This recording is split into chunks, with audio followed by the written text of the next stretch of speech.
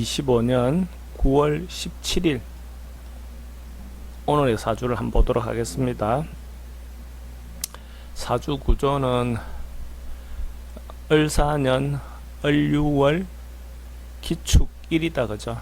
그러면 뭐 천간의 기운은 어쨌든 기가 옆에 이렇게 편관을 이렇게 받고 있다는 것은 나름은 신경이라든지 이런 것이 좀 스트레스라든지 이런 것들은 좀 많은 사주로 봐도 됩니다. 주변에 자기를 통제하고자 하는 경향이 많은 사주니까 그죠. 그래서 좀 스트레스는 기본적으로 있는 구조고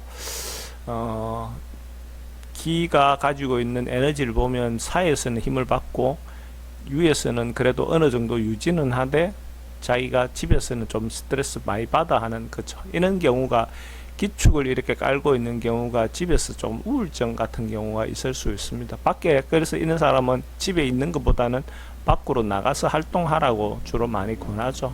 그래야 집에서 혼자 생각을 많이 하거나 이렇게 고민을 많이 하는 경우에 좋은 결론을 내기가 좀 어려운 구조로 보셔도 좋습니다. 그래서 편관이 이렇게 떠 있기 때문에 나름은 스트레스라든지 자기가 그런데 관이 떠 있으니까 명예라든지 타이틀에 대한 욕심은 있는 사주다 이래 봐도 됩니다. 근데 이제 천간 지지 구조는 사유축이 이렇게 다 형성이 되어 있죠. 순서대로 되어 있고 그러면 어떤 결실이라든지 결과는 뭐 세속적인 결과물은 괜찮은 구조죠, 그죠? 그래서 이런 사유축이 이렇게 잘 짜져 있는 것도 참 보기 드뭅니다. 근데 이렇게 짜져 있다는 것은 기본적으로 잘 짜진 구조로 보셔도 좋습니다. 여기에 시간을 정해보면 제 생각에는 인시 정도로 하면 더 자연스러울 것 같아요. 그래서 화기운도 병화의 기운도 기토와 뭔가 생해줄 수 있는 그죠?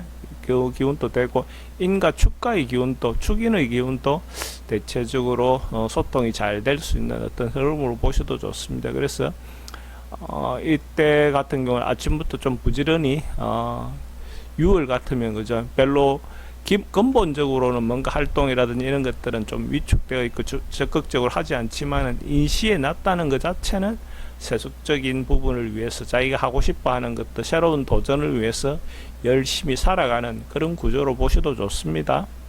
근데 관이라는 것은 현실적으로 볼 때는 하루하루에 대한 패턴과 그저 인식의 을목을 바라보는 것과 6월의 을목을 바라보는 것이 좀 패턴이 좀 다를 수 있죠. 그죠? 6월의 을목은 좀 상황이나 이런 면이 좀 잘 안 맞는 구조죠. 그죠? 그래서 비현실적인 어떤 목표라든지 비현실적인 어떤 부분으로 볼 수 있는데 인시라는 것은 그래도 하루하루는 그 비현실적인 걸 위해서 열심히 노력하는 어떤 구조다 이래 보셔도 좋습니다. 그래서 이렇게 되면 사주 구조가 아주 잘 짜져 있는 거죠. 그래서 자기가 조금 현실하고 좀 안 맞는 좀 장기적인 목표를 가지고 살아가더라도 잘 살아갈 수 있는 어떤 자연스러운 어떤 흐름으로 보셔도 좋습니다.